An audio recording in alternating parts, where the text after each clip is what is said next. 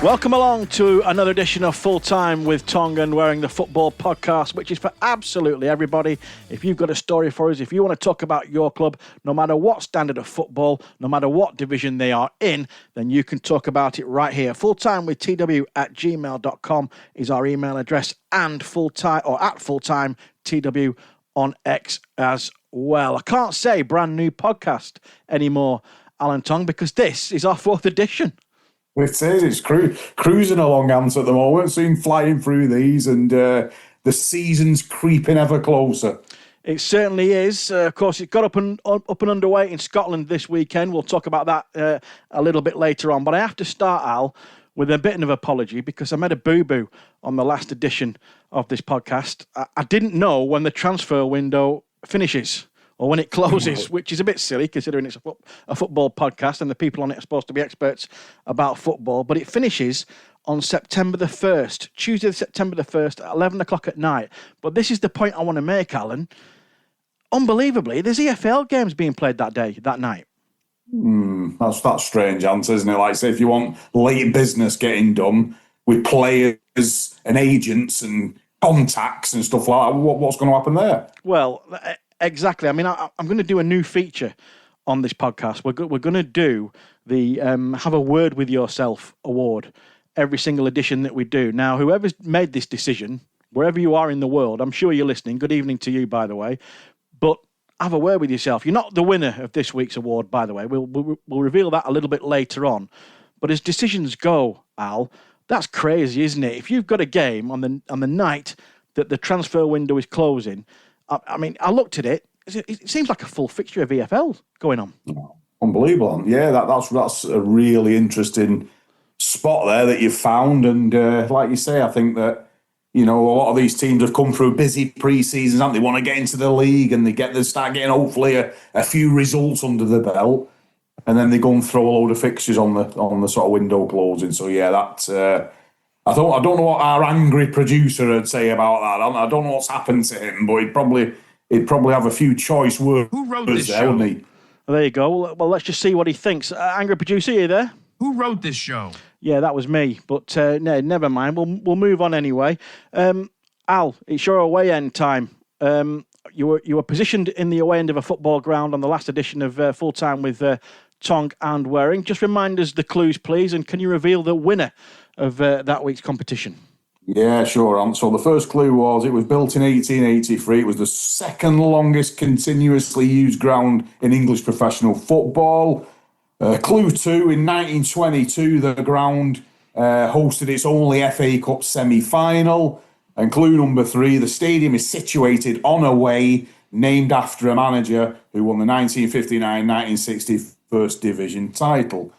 So we have a winner, as you say, and the ground that I was in was Turf Moor, Burnley. The last clue there was Harry Potts Way. He was the manager of Burnley way back in the 59-60 season. And Rob Bidder came through with a correct answer for that. So what I'll do, Rob's a big Exeter City fan. Yep. So we'll try and find a way to get an exclusive Full Time with Tonge Wareing mug for him, Anthony. So next time I see Rob, I'll pass that on. I think he may be heading up to the first game of the season. Rob, if you are listening, then you can also email us as well, fulltimewithtw@gmail.com. Send us your contact details and we'll get one of those mugs out to you. Before we reveal what is the new Alan's Away, and just let me quickly tell you what's coming up on this edition of the podcast. Well, we're going to look at some of the stories and some of the light-eyed stuff from the world of football that maybe you've not picked up on during the week. We've got another true or false competition as well. I'll reveal the answer to our last true or false competition from the last edition of Full Time with Tonge Wareing, but a new one is on its way as well. I've got a little bit of a teaser for Alan Tonge as well coming up. And then, Alan, really excited for this. We're going to look at our favourite away grounds. We've all got them. We all are supporters of football clubs, and we all think that our home ground is the best ground in the world. But no doubt, Alan, you've got your favourite away ground as a player and as a fan, and no doubt the listeners have as well. Yeah, absolutely. And so I think I'd give a couple last time. I've been having a bit of a reflective think about this over the last week, so I think I have changed my mind. So I'm gonna reveal all, when that little thing comes to pass in in a sort of about 10, 15 minutes time. Fantastic. Back to Al's away end then. Al, you've been on your travels again. You sat in another football ground at another away end. Can you reveal your first clue, please? Absolutely, Anne. So we've travelled to Ellen Road so far. We've been in Turf Moor. So this is the new one for this week. So clue number one, we always start with the dates. This ground has been home to the club since 1898. So another quite old ground here, Anne. 1898. If you can get it on the first clue, then drop us a line, fulltimewithtw@gmail.com.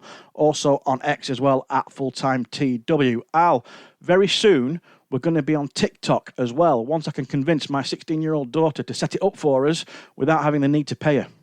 Right, that's interesting, Anne. So I hope that we're not going to be doing any funny dancing or anything like that, or...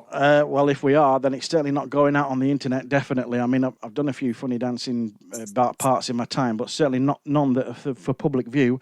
Anyway, right, let's get straight into it then. Let's have a look at some of the funny and more lighthearted stories from around the world of football. And I picked up on this one during the week. Al, how much do you know about the Emperor's Cup in Japan? I know absolutely zero about that answer. I'm not familiar with that at all. Well, let me just tell you this. I hope I get his name right as well. I'll start again. Kazushi Miura recently scored in the Emperor's Cup at the tender age of 59. 59 years of age. He's the oldest goal scorer in professional football competition. And this got me thinking, Alan, do you think you can maybe make a comeback at your age? I very, very much doubt it. I think I'm falling to bits at the moment, unfortunately. I told you, I had a round of golf a couple of weeks ago in United's Players Association Day.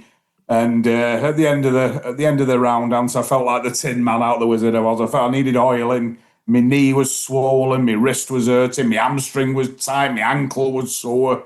I think you've got probably a better chance with your walking football stuff than getting back into football than I have, Ant, at the moment. I've been playing walking football all my life. I've been playing walking football when I should have been playing normal football.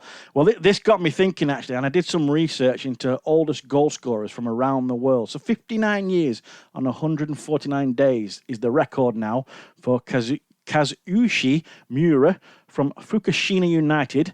They beat Iwaku Furukawa in the Emperor's Cup on the 23rd of July 2026 by 7-0, and he was one of the goal scorers. Innocent Benza scored for Hental's College against Hawaiian Colliery in the Zimbabwe Premier League at 51 years and 5 days. And then maybe, Al, a couple that you'll recognise here, maybe not the first one. Billy Meredith scored for Brighton in a 5-1 defeat for Manchester City, or for Brighton rather, against Manchester City in 1924, aged 49 years and 208 days. And Stanley Matthews, that's a name we all recognise, surely. He scored for Stoke City against Swansea in the FA Cup on the 15th of February, 1964, aged 49 years and 14 days. They are the oldest scorers in professional football. Yeah, incredible. And I know a bit about Billy Meredith. He did represent Man City and Man United. And he was known as the Wizard of the Dribble. So he would have been very similar to Sir Stanley Matthews, I suppose. But apparently, Anthony, as well, a little bit of a fun fact, Billy Meredith used to play with a toothpick in his mouth as well. So I'm not too sure of the reason for that. Maybe just to calm the nerves and anxiety, something to chew on. But, we wouldn't get that past health and safety in the modern day in case you got an elbow in the face or something like that. There you go. Pointless stats and ridiculous knowledge. We've got it all here on Full Time with Tonge Wareing. Fulltime with tw@gmail.com if you've got yours as well. Right, Al, quick question for you. What has the Premier League not got this coming season or this forthcoming season that it's had in every other season since it started? What's it not got? Is this to do with a rule change, Ant? Is there a rule change going? You're way off. I'll give it to you. No. For the first time ever, there isn't a club in the Premier League whose name begins with a W. Wow. There you go. That's another pointless and ridiculous stat for you, but somehow fascinating nonetheless. Can you think of the clubs who've been in the Premier League that start with the letter W? Yeah. So it's not got. Yeah. So obviously West Ham have dropped out. The Wolves have dropped out. Yeah. So yes. What's the facts? And there's not a Premier League. There's not a Premier League team in the Premier League in the forthcoming season whose name begins with W. We've had Watford in the past. Yeah, that's correct. We've had Wimbledon. We've had West Ham. We've had Wolves. I'm trying to think. There might be another one as well. but I can't quite remember who it is. But anyway, going back to the Premier League, I mean, we could talk about Eddie Howe leaving Newcastle, but another fact for you, Al, here, only 3 English managers left in the Premier League now. Dear me, it's not good answers at the moment. I think, we talk about, the foreign invasion, but, a lot of clubs, top clubs now are favouring, managers that come from overseas, and getting harder and harder, isn't it, for young managers to come through and get all the coaching badges and get to the top level of the coaching ladder, and get an opportunity to really take over at a Premier League side, and it's getting harder and harder on us, isn't it? So that's really tough. Yeah, we did the managerial merry-go-round, of course, on episode 1 of this podcast. We could do another one, couldn't we? With you, we've already lost York City's manager, of course, and now Eddie Howe has left Newcastle. This is before even a ball has been kicked, of course. No doubt there will be many more throughout the season, which we can discuss as well. Right, you may remember last week I did a true or false competition, Al. I'm going to reveal the answer. I'm going to tell you the statements first of all. I want you to tell me which one of these 3 statements was false. So the first one was, a dog once stopped his team from scoring a goal. The second one was, a referee once sent himself off. And the third one, a team substituted their goalkeeper for his own twin brother without anyone noticing. Which one of those, Al, was false? Well, I went for the dog one, and the reasoning behind it was there's been loads of dog stuff in the past, hasn't there? So I thought, well, we need some new, fresh stuff here. So that was my line of reasoning there, Ant. Wrong. Okay. A dog once stopped a team from scoring. It's absolutely true. It actually happened this in Argentina, where a dog ran onto the field on a professional football match, blocked a goal-bound shot, becoming an instant cult hero. We don't have the dog's name. We don't have the game in which it happened, but it definitely did happen. A referee once sent himself off. That is true as well. Martin Sylvester famously sent himself off during a Sunday League match after punching a player in 1998. He showed himself the red card before leaving the pitch, which means that a team substituted their goalkeeper for his own twin brother without anyone else noticing is false. That's the only one of those statements which wasn't true. Right, Al, you ready for another one? Go on, Right, a referee once abandoned a match because of a fan unplugged the VAR monitor. A goalkeeper was once sent off for climbing over a fence to go and fetch the ball and retrieve it. And a World Cup manager claimed a goal should not have been allowed because the ball hit spider cam in the build-up to the goal being scored. Which one of those, Al, is false?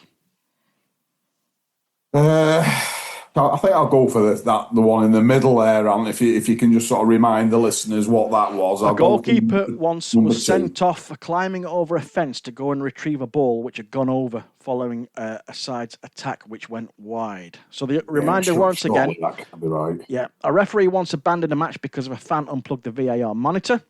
A goalkeeper was sent off for climbing over a fence to go and fetch the ball, and a World Cup manager claimed a goal should not have been allowed because the ball hit the spider cam in the build-up to the goal being scored. If you want to have a go at those, tell us which one is false.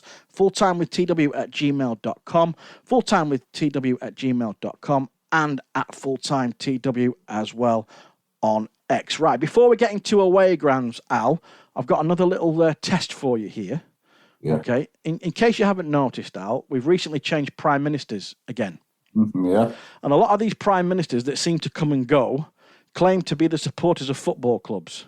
Okay, so what I'm going to do, I'm going to give you here the name of the prime minister, and I want you to tell me which football club they claim to support. You can have a go as well if you're listening to this podcast as well. Have a go along with Alan Tom. So I'm going to give you the prime minister's name, and I want you to tell me which football club they claim to support. I'm going to give you a couple of tough ones first, okay? Yeah. Clement Attlee.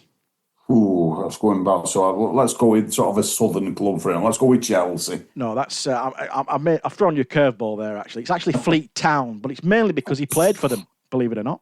Wow, jeez. Yeah, there you go. Harold Wilson, who was Prime Minister, of course, twice between 1964 and 70 and 74 and 76. Yeah. Which team did Harold Wilson support?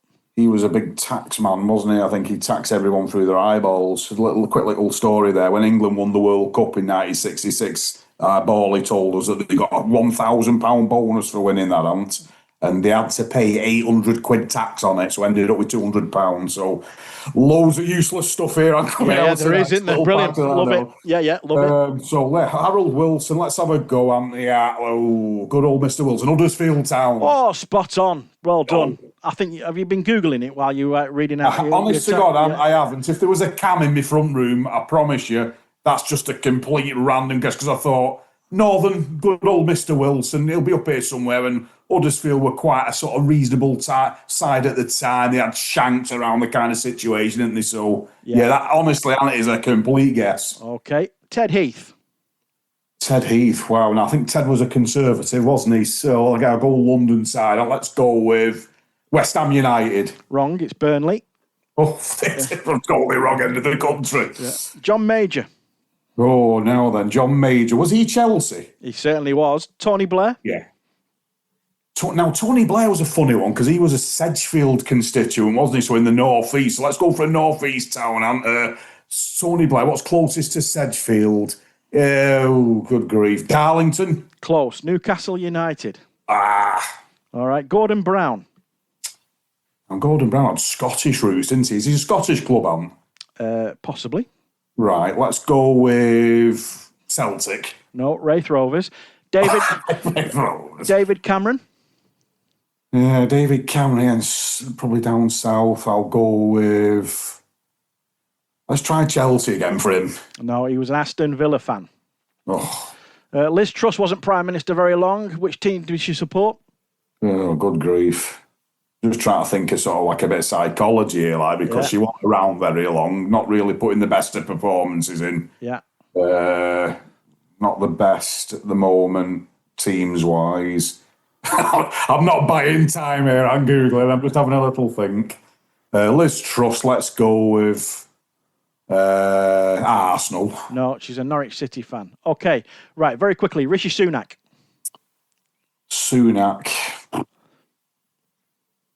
Wolves. Southampton. Keir Starmer. Now then, I know this one. Yeah. I know this one, Anthony. He's Arsenal, isn't he? He's a gunner. I've seen him getting tickets and that. And... Yeah, he's a gooner, definitely. And our current incumbent, but if records or recent times will show, it might not be for long, Andy Burnham. Well, I know this one, Anthony, but I think I know it because I played golf with a lad called Andy Dunn who writes for the Daily Mirror, and he informed me that Andy Burnham is an Everton fan. He certainly is. There you go. Totally and utterly pointless knowledge here on Full Time with Tonge Wareing, but fascinating nonetheless. We're talking away grounds next.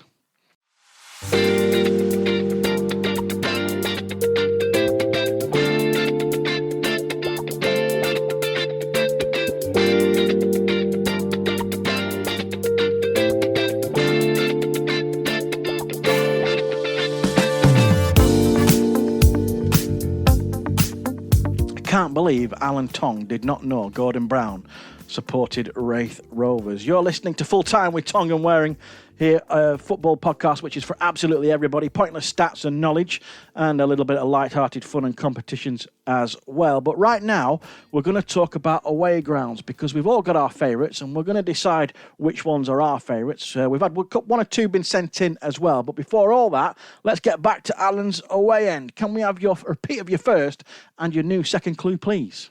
Yeah, sure, Ant. So the first clue was this ground has been home to the club since 1898.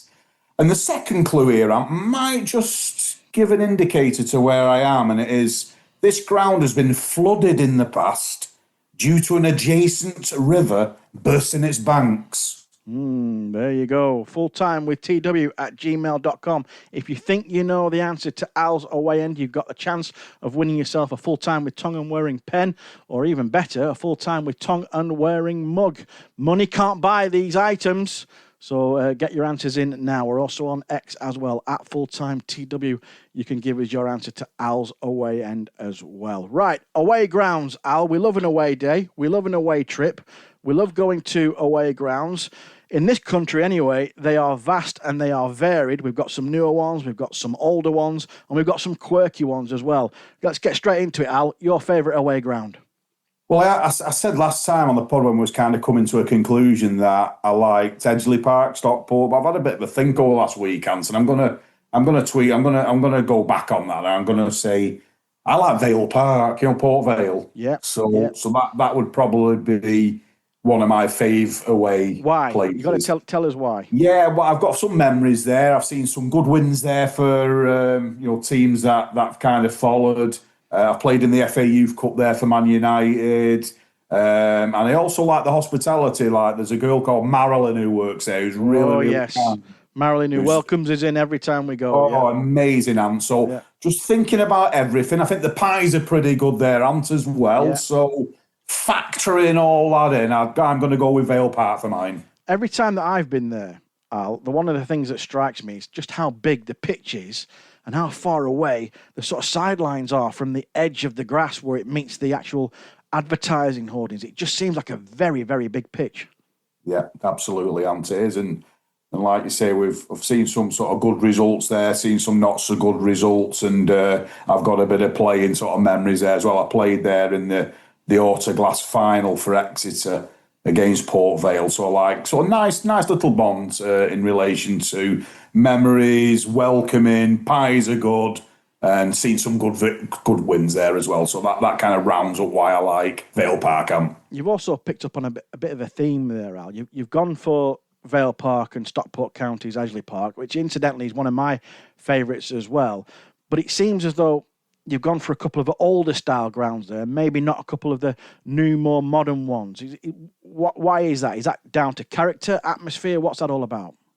Yeah, I think so, Alan. I know we've got to drag football sort of into the 21st century. A lot of these new grounds that are going up at the moment, they're spectacular, really, aren't they? But from a supporter's perspective, from a fan experience perspective, I have spoke to quite a few people who said that we have to be careful that they don't turn into soulless bowls.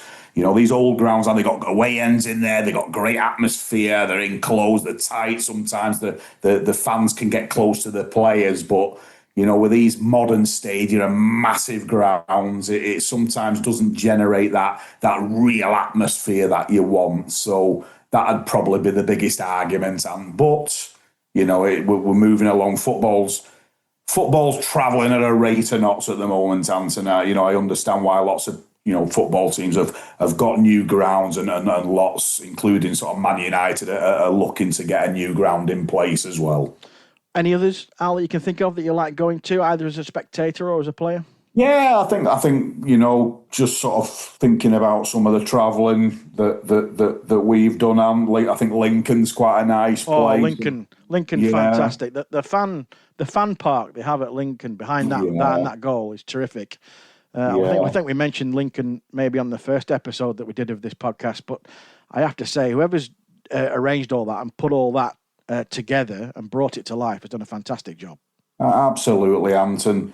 I think lots of grounds are super friendly, aren't they? At Burton are always very welcoming. Yeah.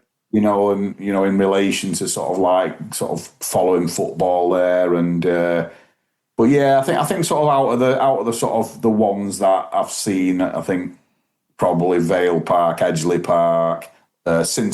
What's Lincoln's called now, Ant? Used to be Sinselbank. I don't know if it is still called that. I'm I not quite know, sure. because I know they change them a lot with sponsors and stuff like that, don't they? So if you're a Lincoln fan and you can tell us the name of your football ground, fulltime with tw@gmail.com. Atmospheres, Al, which are the best for atmospheres? Yeah, again, it's that sort of like away end, isn't it? I think for atmosphere, obviously more supporters that travel to away grounds. There used to be, amazing. Going back right into the 80s here, 90s, Goodison Park used to be absolutely superb because terrific, really good. Yeah, it used to house some of the semi-finals, Ant, as well of yesterday. I've got a funny story actually about Goodison Park, but I'll come on to that in a minute. But go on, carry on. Yeah, so that United have been involved in some top semi-finals at Goodison Park, going back into kind of the 80s, and quite intense against Liverpool on a couple of occasions. So I think Goodison was a real, sad. I think a lot of Everton fans wanting to stay there, but again, they've got a superb new ground down on the Hill Dickinson now that looks incredible. And I think they're just kind of getting used to that, aren't they, over the last season or so. So I'd probably say Goodison Park, but that's obviously just being used by Everton women now, isn't it? Of the newer grounds, Alan, obviously we mentioned the newer grounds. We don't want them to become soulless balls. But a lot of them, for me, still generate good atmospheres. I went to Coventry City a couple of seasons ago over a Christmas period, and I have to say the atmosphere inside that ground, and they're in the Premier League this forthcoming season, but the atmosphere those supporters generated was absolutely fantastic. Yeah, definitely, Anton. Like you say, a club on the up and highly regarded. Like Frank Lampard's done a great job. I know Matt Robbins did a really good job up into a spell, and then kind of Lampard's took them on to the next level. And like you say, Anton, it'll be interesting to see how they tackle that transition now into the Premier League. Absolutely. Right, well, before we get into some of your comments, let me just quickly tell you about that story from Goodison Park, because as you said earlier, Al, you're quite right. The Everton ladies football team use Goodison Park now for their home fixtures in the WSL, and I had the privilege and the pleasure of going to one of their fixtures last season. As I walked into the ground, I was pointed into what was the main stand at Goodison Park, and I made my way up the stairs, out through the concourse, which on a match day when Everton will have played there would have been absolutely buzzing, no doubt. I walked out onto the stand and I could see that some of the old wooden seating had gone. A lot of it had gone. Some of it was still there, but a lot of it was gone. And I managed to catch a word with the steward who was working that day, and I just asked him, I just happened to ask him in passing. I said, are you getting renovations underway? You're starting some work on this stand?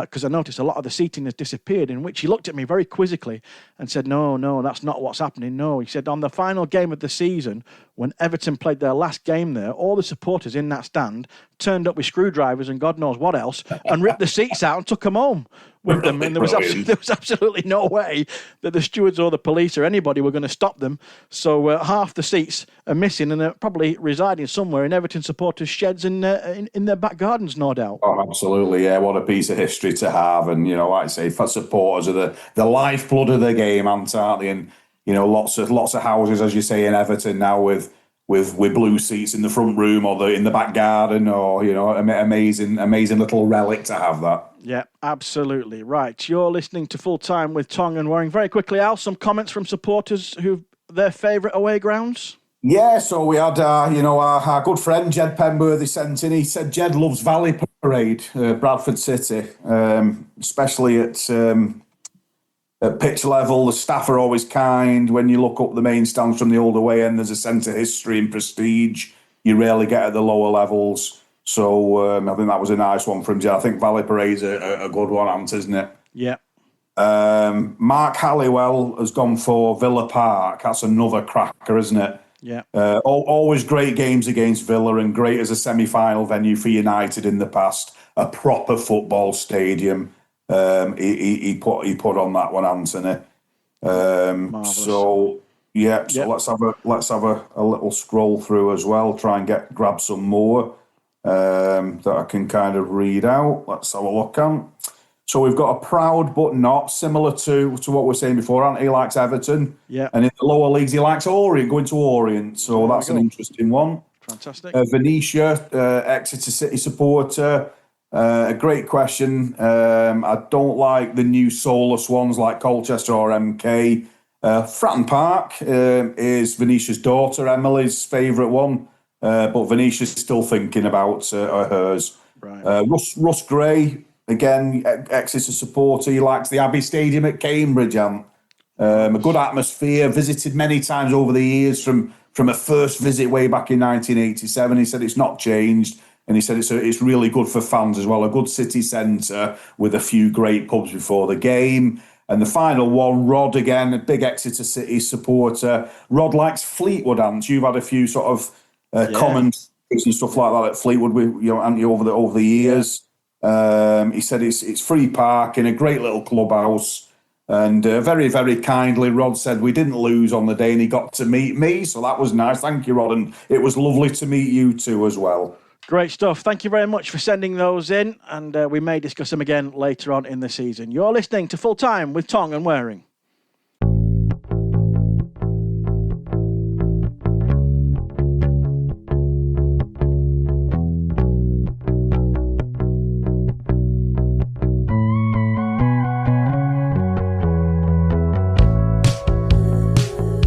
Full Time with Tonge Wareing, the football podcast, which is for absolutely everybody. We've crammed in a load tonight. We've also crammed in Al's away end. He's given us his first two clues to this episode's football away end, which is currently situated at. Al, can you give us your third and final clue, please? Certainly, Ansel. Very quickly. First clue was this ground has been home to the club since 1898. The second one, the ground has been flooded in the past. So a little clue there due to an adjacent river bursting its banks. And the final clue, this ground has hosted the Women's FA Cup final for 2 consecutive seasons in 2007 and 2008. Fulltime with tw@gmail.com if you want to have a go at Al's away end. Also, if you want to have a go at our true or false competition as well, you can email your answers in there. We're also on X as well, at Fulltime TW. That's all we've got time for on this particular edition of Full Time with Tonge and Wareing. Just very quickly, let me tell you what's coming up. We're going to be doing our transfer window special. We're also going to be having a look as well at the EFL. Of course, this time next week, the first round of the League Cup will be underway. I'll quickly read out those games which we're predicting the scores from. QPR against Millwall, Burton against Blackburn, Leicester against Northampton, Sheffield Wednesday against Bolton, Colchester against Southampton, Plymouth against Exeter. If you want to have a go at guessing the final score in 90 minutes of those, you can do as well. Fulltime with TW fulltime with TW@gmail.com and on Twitter as well. And Al, big news. We've got our first guest signed up, contracts agreed and signed. Our first guest is lined up and ready and waiting in the wings to come on and join us on this football podcast. Superb answer. So that'd be brilliant. Yeah, all that to come and more on Full Time with Tonge and Wareing. Hope you've enjoyed this edition of Full Time with Tonge and Wareing. Enjoyed it, Al? Yeah, absolutely. What's the angry producer say? What's he doing? What's he up to tonight? Who wrote this show? Again, that was me, but again, we'll gloss over that. If you've liked what you've heard, then please do subscribe to us. We're on Spotify and on YouTube. We'll shortly be on TikTok as well. Tell a friend also. Tell a friend about us. And let's hope we can keep you entertained on this football podcast. I'm Anthony Wareing. I've been joined by Alan Tonge. Until next time, we'll see you soon.